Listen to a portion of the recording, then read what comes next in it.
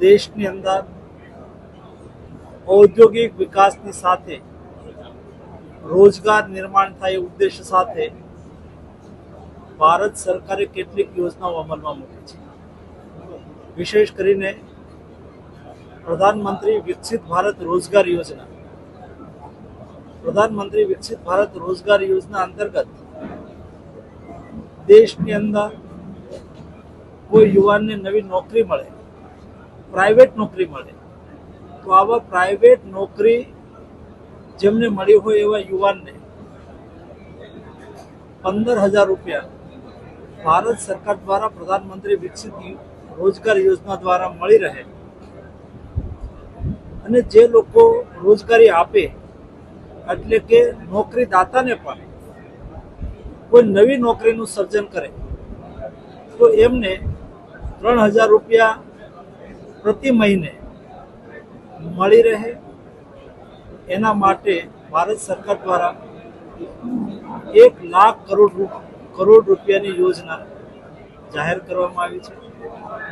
4 વર્ષની અંદર 3.5 કરોડ રોજગાર નિર્માણના ઉદ્દેશ સાથે આ યોજનાનું અમલીકરણ થઈ રહ્યું છે. રાજકોટ ઔદ્યોગિક શહેર છે. રાજકોટની અંદર આવા અનેક નાના મોટા ઉદ્યોગની અંદર નવા યુવાનોને રોજગારી પ્રાપ્ત થઈ રહી છે. એમને પણ પ્રોત્સાહન મળે, રોજગાર દાતાને પણ પ્રોત્સાહન મળે, એના માટે સંપૂર્ણ માર્ગદર્શન મળે એ ઉદ્દેશ સાથે આજનું વર્કશોપનું આયોજન કરવામાં આવ્યું છે. એવી જ રીતે પ્રધાનમંત્રી ઇન્ટર્નશીપ યોજના, જે અંતર્ગત ભારત સરકારે 10,000 કરોડ રૂપિયાનું પ્રાવધાન કર્યું છે, જેમાં દેશની અંદર 1 કરોડ યુવાનોને, જે ભણેલા યુવાનો છે, કોઈ ટેકનિશિયન છે, કોઈ એન્જિનિયર છે, આવા યુવાનોને ઇન્ટર્નશીપ કરવાનો અવસર મળે.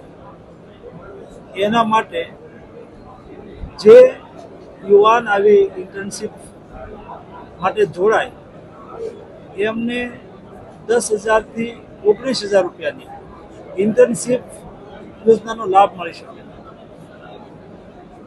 આપણા રાજકોટની અંદર એન્ટરપ્રેન્યોર્સ આવા યુવાનોને ઇન્ટર્નશીપ કરવાની તક આપે, એમાં પોતાની કંપનીનું રજિસ્ટ્રેશન કરાવે, એના માટે માર્ગદર્શન મળે ઉદ્દેશ સાથે આજે આ વર્કશોપનું આયોજન કરવામાં આવ્યું છે.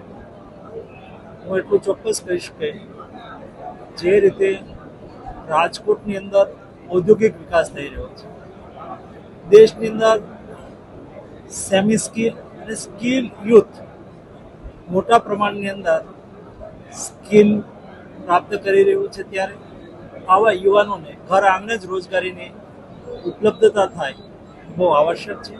અને એટલા માટે આ યોજનાનો મેક્સિમમ લાભ મળે એ અમારો ઉદ્દેશ છે.